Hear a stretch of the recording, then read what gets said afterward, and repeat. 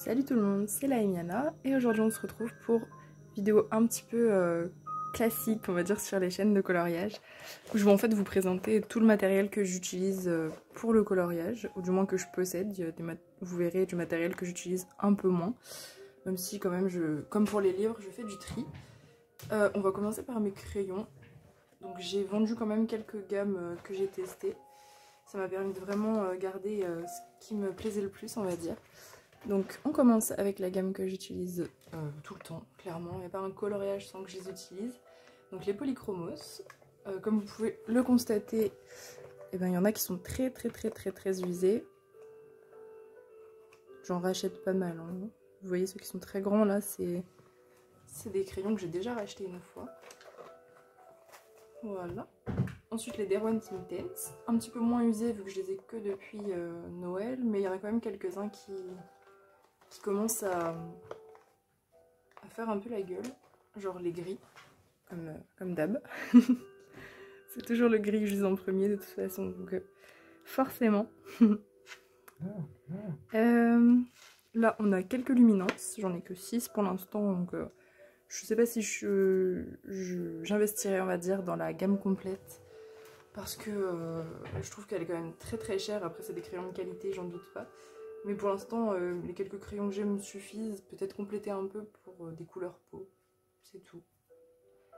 Ensuite là j'ai quelques Albrecht Dürer, donc ça fait pas longtemps que je les ai acquis. C'était juste pour en fait compléter les Inktense, et du coup je suis très contente, j'aime beaucoup. Donc voilà. Je pense que j'en prendrai d'autres. Pareil, peut-être pas la gamme complète parce qu'il va quand même y avoir des répétitions avec les Inktense, je pense. Toutes les couleurs foncées, etc. Je vais pas m'amuser à en acheter 50, des crayons aquarellables de la même couleur. Ensuite, donc ça c'était ma grosse trousse, on va dire. Les utilitaires, ceux que j'utilise vraiment tout le temps. Les Derwent Drawing. Bon, je pense que pareil, rien de très original ici. Donc c'est pareil, j'ai la gamme complète depuis Noël. On voit qu'il y en a qu'on utilise moins, que j'utilise moins que d'autres, ça c'est sûr. Voilà. Donc je m'en sers plutôt pas mal des Derwent Drawing quand j'y pense. C'est toujours pareil, faut y penser. Ils ont des couleurs spéciales qui peuvent être très intéressantes. Donc quand j'y pense, je les utilise. Hop. Ça. Donc c'est une boîte en bois que j'ai gardée. À la base, ils étaient en trousse. Mais du coup, je les ai remis en boîte parce que j'ai fait du tri dans mes gammes, comme je vous le disais tout à l'heure. Et je voulais vraiment mettre tout ce que j'utilise très souvent dans la même trousse, vu que je me déplace souvent chez ma grand-mère pour aller colorier. Je voulais pas me trimballer mes 3 trousses, c'était un peu embêtant. Donc voilà, j'ai limité à une trousse, mais du coup les Color Soft ont été un peu sacrifiés. Donc ils ont été mis de côté dans une boîte. Et les voilà. Donc pareil, je les ai depuis Noël. Donc je les utilise, on va dire, quand j'y pense aussi. C'est une gamme dont je peux me passer, mais en même temps j'aime bien. Et vu que j'ai plus les Prisma, c'est vrai que ça me fait quand même une... Je crois que c'est de la cire. Vous pouvez me corriger hein, si jamais je dis des bêtises dans la vidéo, mais je crois que c'est les crayons à la cire. Donc du coup ça me fait une gamme de crayons à la cire quand même à côté pour varier un peu les types de crayons. Donc je m'en sers surtout pour les grandes étendues, donc les grands dégradés, ou pour les fonds, carrément. Quand j'ai besoin de reprendre en fait un fond en Inktense par exemple soit qui est pas assez lisse pour moi ou pas assez sombre, je viens passer du Color Soft dessus. Et ils réagissent très bien à l'essence sans odeur, donc j'aime bien, voilà. Ils sont quand même... c'est des crayons de très bonne qualité. Et vous allez voir qu'on a vite fait le tour de mes crayons, puisqu'il reste déjà une seule gamme. Les Yassal Art Pastel.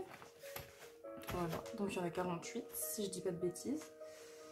Oui, ça marquait dessus en plus, donc oui, il y en a 48. Voilà, donc un petit achat, j'avais un peu craqué quand j'ai vu les présentations de tout le monde sur YouTube. J'ai craqué dessus et franchement je regrette pas, j'aime vraiment bien le nuancier et le crayon est agréable à utiliser. Castle Art, ça a été mes premiers crayons, Castle Art donc Supplies, ça a été mes premiers crayons entre guillemets d'artiste quand j'ai commencé le coloriage. Et j'avais pas un bon... Enfin, franchement, je les aimais pas trop. J'avais hâte de passer à plus haut et donc j'ai acheté assez vite les polychromos. Mais franchement, ceux-là, ils ressemblent pas du tout au... Je trouve au Castle Art Supplies. Pas du tout la même composition. Rien à voir. J'ai fait tomber la boîte. C'est pas grave. Ensuite, on passe au taille crayon. On a fini avec les crayons. Donc voilà, j'utilise le DAL 155. Il y a une lumière catastrophique ce matin. Oui, c'est bon, on voit quand même. Donc le DAL 155. J'avais le DAL 133 avant. Donc celui que tout le monde a, mais à force de l'utiliser tous les jours, la lame s'est abîmée en fait. Et du coup j'ai racheté celui-là qui apparemment est un petit peu plus costaud d'après le vendeur. On verra combien de temps il tient. En tout cas il est cool, mais c'est vrai que par contre les petites lames là qui serrent le crayon, elles abîment un peu le corps du crayon. C'est pas très grave, mais ça abîme un petit peu plus que le DAL 133. Ensuite, pour la gomme, j'utilise celle-là, rien d'extraordinaire. Pardon, elle est à l'envers. Donc la gomme électrique d'Erwent. C'est la deuxième que je rachète pour le coup. Ma petite soeur m'avait cassé la première. Donc voilà. Je pense que tout le monde la connaît celle-ci. Moi ça me va pour ce que j'en fais. Je gomme pas souvent donc ça me va comme ça. On va passer au crayon blanc. J'en ai plusieurs des crayons blancs. J'ai ceux-là d'Action. Donc ils sont tout fins mais franchement qui marchent quand même vraiment bien. Et j'ai du coup les Sakura, je crois. Ouais c'est ça, les Sakura Jelly Roll. Donc ça c'est ceux que j'utilise le plus. Hop. Voilà. Bon pareil, hein, rien de très très original. Mais je trouve, enfin pour le coup que c'est ceux qui marchent vraiment le mieux. Moi j'utilise surtout celui-là, le 10. Il s'active bien, il a un bon débit ce crayon, on n'est pas tout le temps en train d'essayer de l'activer sur une feuille. Et c'est vrai que quand je fais du blanc, ça me saoule un peu de passer 5 minutes à chaque fois à réactiver le crayon. C'est un peu agaçant. Voilà. Sinon en matériel, on va dire, de bureau que j'ai autour de moi quand je colorie, il y a évidemment l'essence sans odeur. Donc je vais vous sortir cette semaine la vidéo de ma façon de colorier qui est un petit peu spéciale, vous verrez. Donc elle sortira samedi, si tout va bien. Et du coup voilà, j'utilise celle-ci, la Le Franc-Bourgeois. J'en ai pas testé d'autres, mais elle me va très très bien celle-ci. Je la trouve facilement dans mon centre commercial, donc voilà. Je vais vous retrouver tout de suite pour les feutres. Voilà. Alors, du coup, en feutre, donc différents types de feutres bien sûr. Donc les feutres à alcool que j'utilise très régulièrement quand je suis dans des coloriages qui n'ont pas de verso. Donc j'utilise principalement les twin markers de chez Action. Bon, je vais pas vous montrer tous les twin markers que j'ai. Je pense que c'est pas très utile. Je suis pas là pour étaler ma collection. J'en ai à peu près 200 peut-être. Sachant que j'achetais des feutres à alcool avant le coloriage parce que je dessinais. Et je faisais mes colorisations de dessin au feutre à alcool. Donc j'en ai d'avant aussi. Dont ceux-là par exemple, les graphites. Qui sont des très très bons feutres à alcool aussi. Franchement, ils ont une... comment dire, ils tiennent vraiment plus longtemps que les twin markers dans le temps. Ils se vident un peu moins vite. Donc c'est pas mal. Et en plus, je les retrouve à l'unité dans mon dalbe. Donc c'est franchement pas mal. Ils sont un petit peu plus chers, hein, forcément. Et des pro markers. Alors des pro markers, j'en ai pas beaucoup parce que c'est très très cher. Et pour ce que j'en fais, je fais que des bases avec. C'est un peu triste d'avoir des pro markers pour faire des bases avec, mais... Après, chacun fait ce qu'il veut, bien sûr. Ceux-là, je les avais gagnés, je dois en avoir peut-être 6 ou 7, je crois, enfin un pack, je crois que c'est 7. Que j'avais gagné en fait à un concours sur YouTube. Voilà. Ça m'arrive des fois d'avoir de la chance. Du coup, j'avais gagné quelques pro markers. Et je les aime bien, mais franchement, pour ce que j'en fais, ils ont rien à envier aux twin markers. Ensuite, les feutres à eau que je possède. Donc, bah, j'ai les aquamarkers, je crois que je les ai tous. Enfin, je pense. Donc ça en fait quand même pas mal, je pense 150 à peu près. Voilà, donc pareil, je m'en sers pour faire des bases. Vous verrez dans ma vidéo ma façon de colorier. Des bases ou des fois la lumière sur les colos, notamment avec les jaunes. Et je peux m'en servir aussi aquarellé pour des fonds ou même encore des bases. Enfin voilà, on s'en sert aquarellé ou juste posé comme ça. Et en feutre à eau, bah, y a aussi ça qui vient d'Action, encore. Vous allez voir hein, dans mes vidéos, je suis un peu une gaga d'Action, clairement. J'adore. J'adore, j'adore. Donc, les brush pens d'Action. Donc ceux-là, je les aime énormément. Après, je trouve malheureusement qu'ils se fatiguent vite, ces feutres. On s'en sert pas, enfin on s'en sert pas énormément avant qu'ils deviennent un peu secs. Et ils changent de couleur quand ils sèchent. Voilà, donc c'est un peu dommage. Et c'est vrai que passer ça, le côté métallique, on l'a pas vraiment. C'est censé être des métalliques brush pen, pardon. Et c'est vrai que, bof, bon, après voilà, je les aime quand même bien. On passe au feutre acrylique. Je sais pas si on peut appeler ça des feutres, mais voilà, bon bah les Artistro, pareil. Je ne vous apprends rien pour ceux et celles qui connaissent un peu le coloriage. Les Artistro, c'est un peu les Posca, enfin les dupes des Posca pour ceux qui n'ont pas forcément les moyens ou qui veulent compléter leur Posca. Les Artistro, je m'en servais pas mal à une période où j'essayais de masquer les lignes sur mes colos parce que tout le monde faisait ça, donc j'étais un peu au début de ma façon de colorier, je savais pas, enfin j'étais pas sûre de savoir comment faire, alors j'essayais d'imiter un petit peu tout le monde et en fait ça me convient pas du tout de cacher mes lignes. J'aime beaucoup le rendu, c'est très beau, c'est sûr, mais franchement passer du temps à tout le temps les activer, à stresser parce que j'ai pas forcément les bonnes couleurs de feutre pour les lignes, non, c'est pas fait pour moi clairement, ça m'agace. Donc je m'en sers un peu de mes Artistro, mais vraiment très rarement, pour venir cacher les lignes en fait de quelques éléments d'un colo, mais vraiment c'est très rare. Alors je vous montre juste rapidement les couleurs que j'ai en feutre.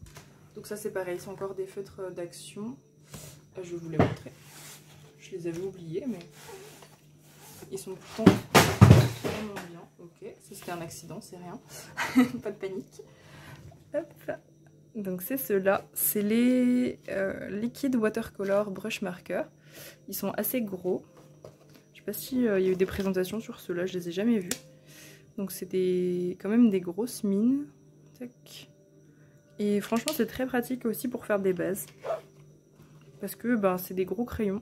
Et franchement ceux-là ils tiennent dans le temps parce qu'il y en a quelques-uns que j'utilise énormément. Dont le gris, vous vous en doutez bien à force. Ça va commencer à devenir redondant, mais voilà, forcément. Donc ça, c'est leur nuancier. Donc il y a un petit peu de quoi faire, on va dire, des couleurs assez classiques. Et là, donc, on a mes feutres à alcool. Tac, je fais ça rapidement, hein, c'est pas très important, surtout que je la complète au fur et à mesure, ma gamme. J'essaye, en tout cas.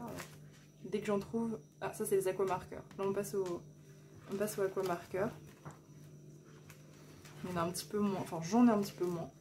Voilà, c'est tout bon. Parfait. Et ben je vous retrouve tout de suite. On va passer à ma peinture. Voilà, j'ai tout sorti.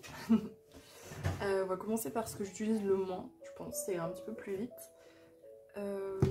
L'acrylique. Donc j'avais acheté ce pack, il y a le blanc aussi, il est là. J'avais acheté ce pack à Cultura, pardon. Et je m'en sers très peu, franchement, à part l'acrylique blanche et l'acrylique noir. Je m'en sers très peu. J'ai pas encore sauté le cap de faire des fonds à l'acrylique, mais j'aimerais bien les mettre parce que ça fait vraiment des résultats très beaux. Donc je peux pas trop vous dire pour la qualité des acryliques vu que je m'en suis pas vraiment servi. En tout cas, le blanc est bien opaque. Le noir aussi. Alors, ensuite j'ai ça. Je me souvenais même pas que je les avais avant de trier pour la vidéo. Donc les petites peintures PBO Prisme. Tac. Bon, pareil, c'est assez connu normalement. Voilà. Il faudrait que je refasse le nuancier de ça parce que du coup je me souvenais pas que je les avais. Donc j'ai ce petit pack dont je me suis très peu servie. Et j'ai celui-là je m'en souviens parce que je m'en suis servi il y a pas si longtemps. Le PBO Moon Sable, je crois. Ouais, ils disent effet martelé. Ouais, c'est ça, couleur sable. Donc ça, c'est vraiment cool. Après, ça met du temps à sécher et c'est vrai que ça colle. Enfin, c'est des médiums qui sont peut-être pas forcément très adaptés pour les feuilles.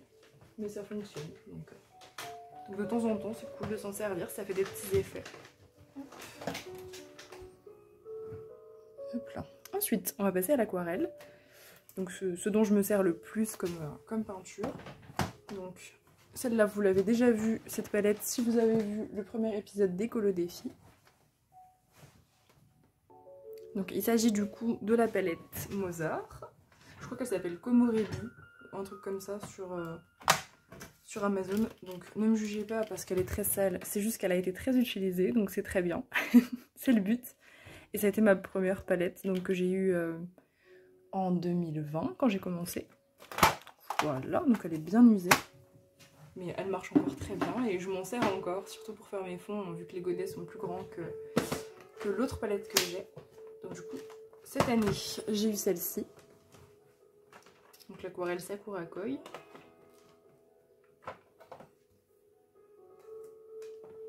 Tac. Donc celle-là, c'est vrai que c'est bien parce qu'elle a énormément de choix de couleurs. Donc c'est franchement pas mal. Après les godets sont tout petits, donc c'est vrai que pour faire des fonds assez grands, ça me fait un petit peu mal au cœur d'utiliser celle-ci. Bon, j'ai dû couper parce que Loki évidemment a dit que c'était le meilleur moment d'aller à la litière et de gratter très très fort quand j'étais en train de tourner. Donc désolée si de temps en temps il y a des petits cuts et que vous voyez que la lumière change ou quoi, c'est normal. J'ai du mal à avoir un environnement calme pour la durée d'une vidéo, donc je vais vous épargner les gratte-gratte de la litière, c'est quand même mieux. Hop, je range sur le côté. Voilà. Alors, en aquarelle, j'ai aussi celle-ci, donc qui sont assez connues. Donc j'ai les 3 packs, j'aimerais trop qu'ils en sortent d'autres, parce que franchement, je les aime vraiment bien. Donc c'est de l'aquarelle nacrée de chez Action, pour celles qui ne les avaient jamais vues, même si ça m'étonnerait si vous regardez beaucoup de vidéos colo, je pense que vous connaissez celles-ci. Donc elles sont vraiment cool, que ce soit pour faire des bases ou pour faire juste des petites finitions nacrées. En aquarelle nacrée d'Action, j'ai aussi celle-ci. Celle-là, je vous ai épargné l'ouverture de la boîte qui fait un bruit catastrophique. Donc c'était des petites aquarelles nacrées qui étaient normalement dans une espèce de palette en carton.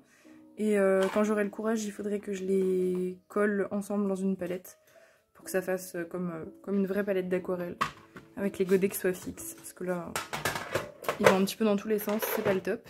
Je m'en sers pas trop de celle-là, pourtant il y a des super couleurs. Mais il faut que je refasse le nuancier aussi. Quand j'ai pas de nuancier, je pense pas en fait au matériel, à ce genre de matériel. Et en aquarelle, pour finir, du coup, j'ai celle-ci, les Liquid Watercolor d'Action, encore une fois.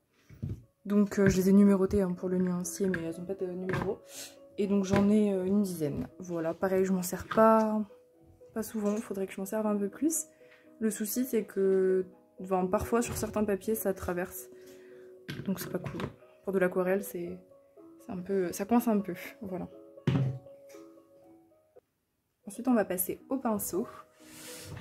Donc, pour tout ce qui est acrylique, paillettes, etc., j'utilise ces pinceaux-là. Donc, c'est des pinceaux Monali qui m'ont pas coûté très cher, qui sont vraiment là pour être abîmés quand je fais de la colle ou des choses comme ça.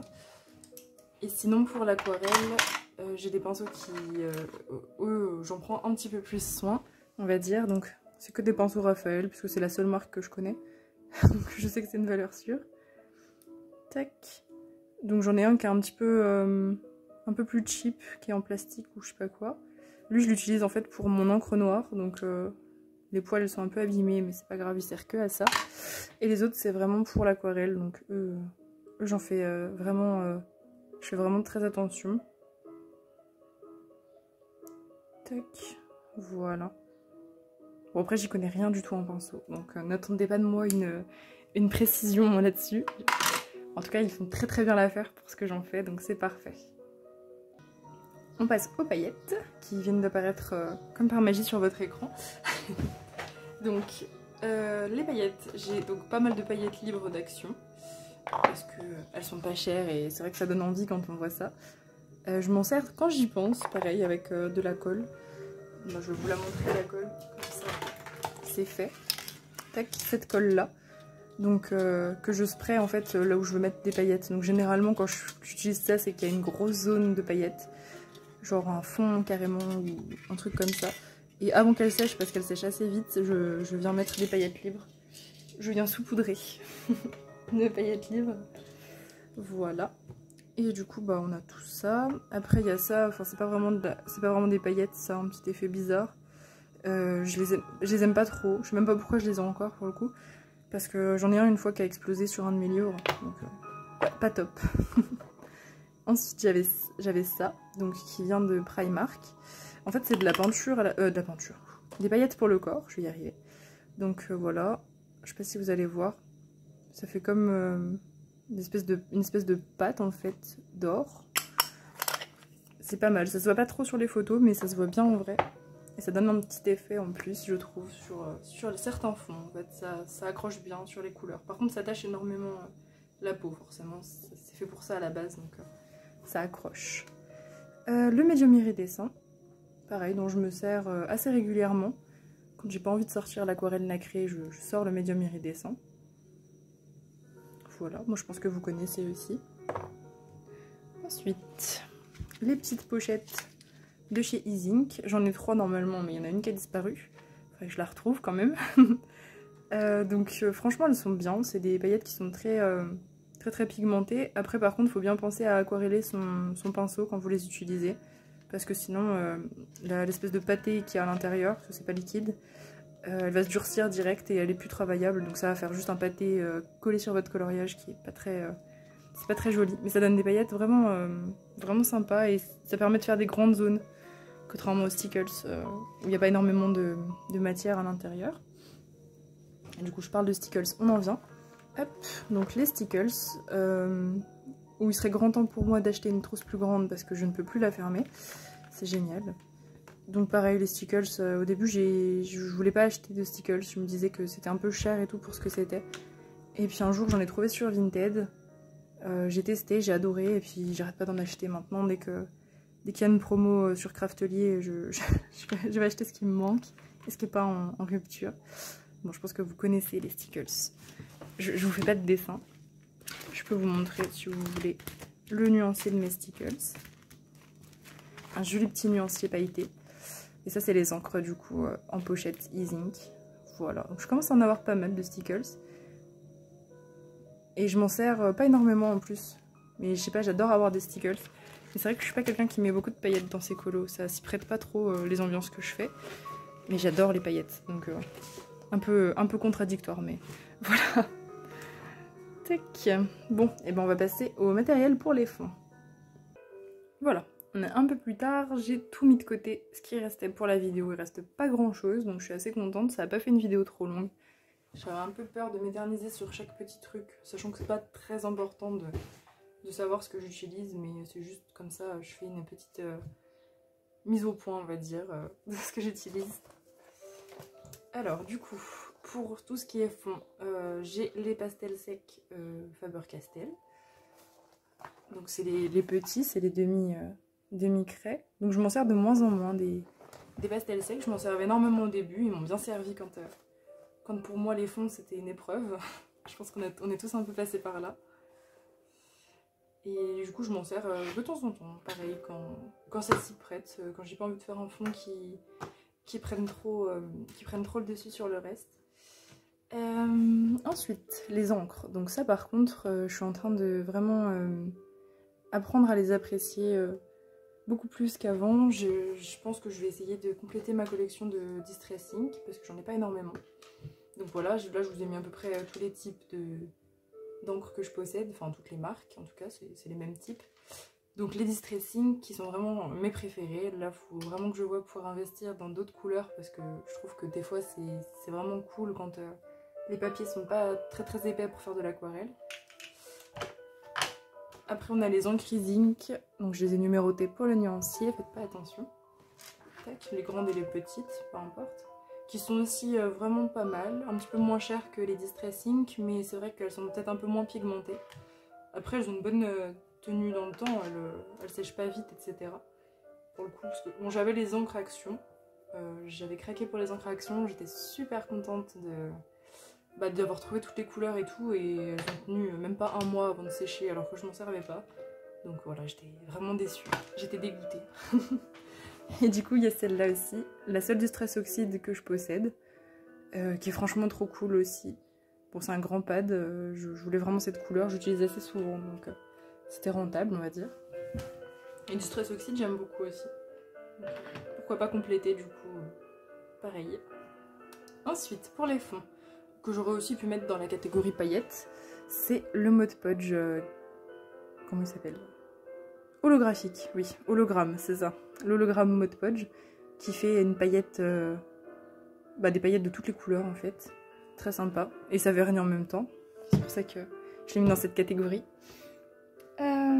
Ensuite, les stylogels. Donc, j'ai mon petit verre avec mes stylogels d'Action. À part deux qui se sont perdus ici. Ce ne sont pas des stylogels d'Action, c'est des Sakura. Je sais plus comment ils s'appellent. Glaze. Ils s'appellent vraiment comme ça? Je sais pas. Il y a marqué soufflé sur celui-là. Ok, je sais pas trop. En tout cas, c'est Sakura, la marque, ça c'est sûr. Je les avais dans une box coloriage il y a longtemps. Et ils sont trop bien, franchement. J'en ai que deux, mais ils sont trop bien. Ça, c'est ceux d'Action. Je m'en sers pas énormément. J'ai pas fait de nuancier ni rien. Donc, quand j'y pense, je sais que j'ai ces couleurs-là à côté. Et sinon, comme stylogel dont je me sers un peu plus, j'ai ceux-là. Donc, on a les hybrides dual métalliques de Pentel. J'ai pas toute la gamme, j'ai ceux qu'il y a à côté de chez moi en fait à l'unité, comme ça je peux les racheter quand j'en termine un. Et là récemment j'ai craqué sur ceux-là, donc les Uniball, les stylogels Uniball, qui sont franchement cool. Ils ont rien à envier à ceux-là, à part que n'y a pas l'effet, comment dire, une couleur opposée à la paillette. Parce que ceux-là ils sont quand même un petit peu spéciaux.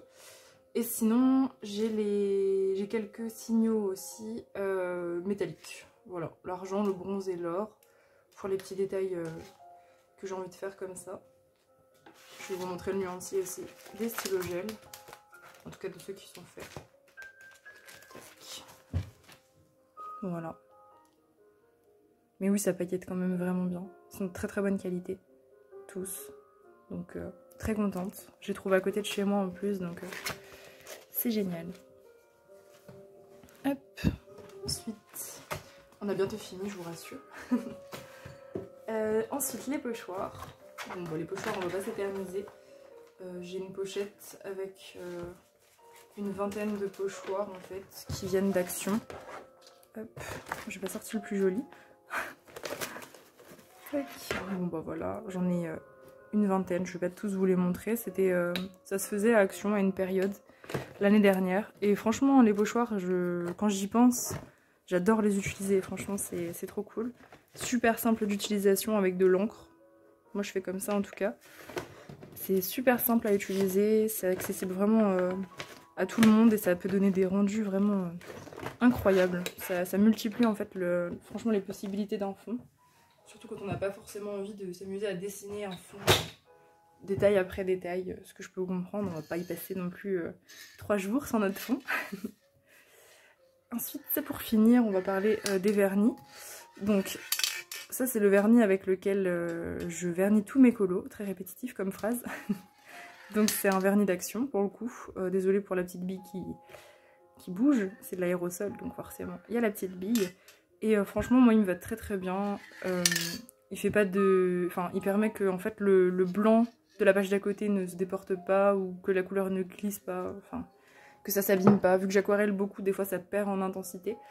Et ben lui il permet que non, ça se fige. Voilà, j'ai jamais eu de problème avec ce vernis, donc j'en suis toujours très contente. Il est vraiment pas cher en plus. Et pour finir, et ben le petit Glossy Accent que je considère comme un vernis techniquement. Et pareil, que j'utilise beaucoup, que je suis en train de voir pour remplacer en fait par du top coat. Je crois que c'est Melissa Hart qui en avait parlé, je suis pas sûre. Mais il me semble que c'est elle qui en avait parlé, comme quoi ça faisait un peu le même effet. Et effectivement, ça fait un peu le même effet. Donc voilà, je finis celui-là pour l'instant et après j'essaierai de trouver un top coat qui peut remplacer. Parce que c'est vrai que le Glossy Accent c'est pas donné quand même. Et parfois j'en utilise beaucoup sur les bulles, sur les yeux et tout. Donc voilà. Et ben on a fait le tour. Et franchement je pensais que ça durerait plus longtemps. Donc je suis contente que ça vous fasse pas une vidéo de 3 heures. J'espère que ça vous a plu. Et si jamais vous avez envie d'une vidéo plus détaillée sur un des matériels que j'ai montré, même si je pense que tout a déjà été fait sur YouTube, il n'y a rien de très original dans ma collection de matériel. Mais n'hésitez quand même pas à demander, ce sera avec plaisir que je ferai ça. Et on se retrouve samedi pour une autre vidéo. A plus!